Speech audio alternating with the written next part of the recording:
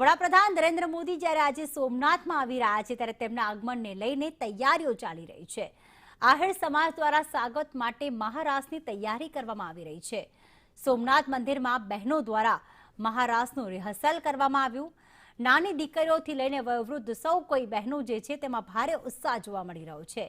સ્વાભિમાન પર્વમાં લોક સંસ્કૃતિનો ભવ્ય સંગમ થઈ રહ્યો છે અને આહિર સમાજની આ તમામ બહેનો મહારાસની તૈયારી કરી રહી છે। વડાપ્રધાન નરેન્દ્ર મોદી સામે અને ખાસ કરીને સોમનાથ જ્યોતિર્લિંગના આ સંગમ સ્થળે મહારાસ કરવાનો એક અનોખો જ મહિમા અને તેમાં ઉત્સાહનો માહોલ।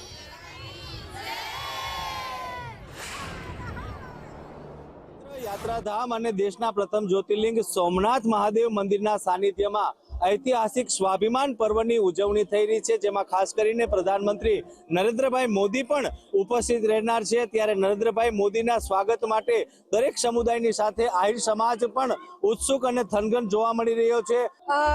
માનનીય શ્રી નરેન્દ્ર મોદીજી કે જેઓ ગુજરાતના પનોતા પુત્ર અને આપણા ભારતના વડાપ્રધાન છે, તેઓ સોમનાથની પાવન ધરતી પર પધારી રહ્યા છે અને અત્યારે આપણે સોમનાથ જે મંદિર જે આપણું જ્યોતિર્લિંગ છે એના 1000 વર્ષ સંઘર્ષના પૂરા થયા અને જે સ્વાભિમાન પર્વ આપણે ઉજવી રહ્યા છે, તો એનો અનેરો આનંદ અમારા આહિર સમાજમાં। આહિર સમાજ એ પહેલેથી શૌર્ય અને સ્વાભિમાનથી જીવતો સમાજ છે અને આજે અમારી બધી જ બહેનો એ માનનીય પ્રધાનમંત્રીશ્રીનું રાસ દ્વારા સ્વાગત કરવા જઈ રહી છે।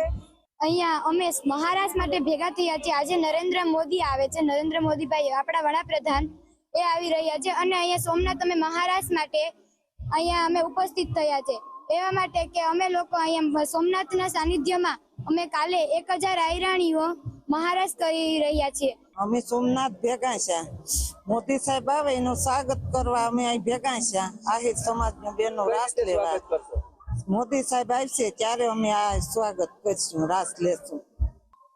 આજે સોમનાથના સાનિધ્યમાં નરેન્દ્રભાઈ મોદી ના સ્વાગતમાં અમે બધા રાસ લેશું અને અમે આહિરનો પહેરવેશ પહેરીને જય સોમનાથ। રાકેશ આહિર, સંદેશ ન્યૂઝ, ગીર સોમનાથ।